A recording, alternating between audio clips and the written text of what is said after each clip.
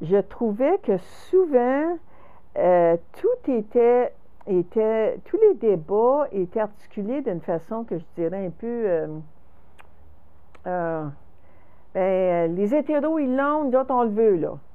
Puis pourtant, euh, le féminisme plus profond que les gars l'ont, on le veut, là, c'est est-ce qu'il y a une vision transformatrice de la société? Est-ce qu'il y a une autre façon de concevoir les relations entre les individus, les relations avec la société, les relations avec la nature, pour que ça soit pas juste, ben si un groupe de personnes qui a telle affaire, on le veut, tabarouette, je veux dire, je voulais pas vivre ça comme francophone, les Anglais l'ont, on le veut. Tu sais, non, tu sais, faut être capable d'avoir une vision plus large que juste quelqu'un, si un autre groupe a, on le veut. Comment est-ce qu'on veut concevoir la relation avec les gens? Qu'est-ce que ça laisse, là, l'emphase sur le mariage gay? Qu'est-ce que ça fait pour tout le monde qui s'identifie pour gay et lesbienne puis qui ne sont pas en couple? On est en train de renforcer le couple là, par cette lutte-là. On est en train de renforcer que l'État accorde des privilèges aux couples. Puis qu'est-ce que ça fait, ça? Qu'est-ce que ça fait avec la notion des hommes gays des années 80 qui dit We're sexual rebels? D'autres, on ne veut pas rentrer dans le moule de la monogamie puis la maison en banlieue, là.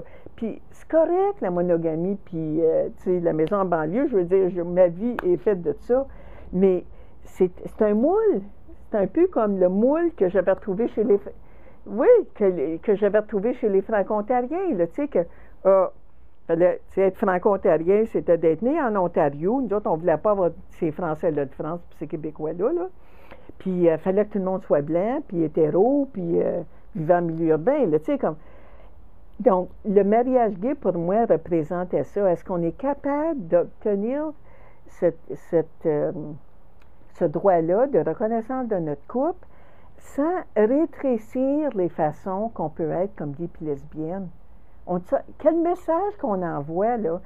Puis parce que ça a été la lutte pendant 3-4 ans, là, hein, le mariage gay. Bien, de mousser une lutte comme ça, c'est d'envoyer un message aussi. Il faut que tu fasses attention. Ah, c'est la seule façon d'être gay, c'est de vouloir se marier. Puis je suis pas certaine qu'un jeune adolescent a besoin d'entendre ça, là. Ben, peut-être pour certains adolescents, oui, je vais pas me marier. Ça veut dire qu'il peut sortir du placard peut-être facilement. Mais en tout cas, moi, c'est le monolithisme de ça que je n'aimais pas, puis que je trouvais que ça n'avait pas une vision assez transformatrice de la façon de concevoir. Donc là, on va avoir des privilèges pour certains, puis ils ne sont pas étendus aux autres. Qu'est-ce que ça veut dire, ça? Donc, mais, tu sais, donc, au-delà de mes dilemmes existentiels là-dedans, je voyais quand même la valeur stratégique.